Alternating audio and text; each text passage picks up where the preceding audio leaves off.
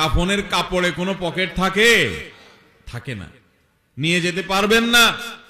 আপনি মারা যাওয়ার পরে যে কাফনের কাপড়টা কেনা হবে, আপনি জানেন সেটা টরে কাপড় কেনা হবে না? আপনি কি জানেন সেটা কোনো দামি কাপড় কেনা হবে না?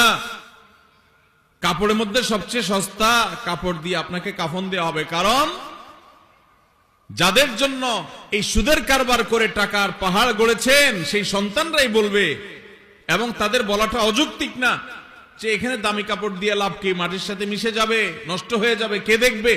দামি সাবান দিয়ে আপনাকে গোসল করাবে না। এই দুনিয়া থেকে কিছু নিয়ে যেতে পারবেন না, সব রেখে যেতে হবে। ভাগ বটরা করে ছেলে মেয়েরা খাবে, আর হারাম কামাই করছেন আপনি, জবাব দিতে হবে আপনার। আপনার চেয়ে বড় নির্বোধ কে আছে যে কামাই করবেন, চুরি করবেন যাদের জন্য, তারা কেউ আপনার চুরির দায় নিবে না। আপনার শাস্তি আপনাকেই ভোগ করতে হবে, তারপর আপনি অপরাধ করছেন।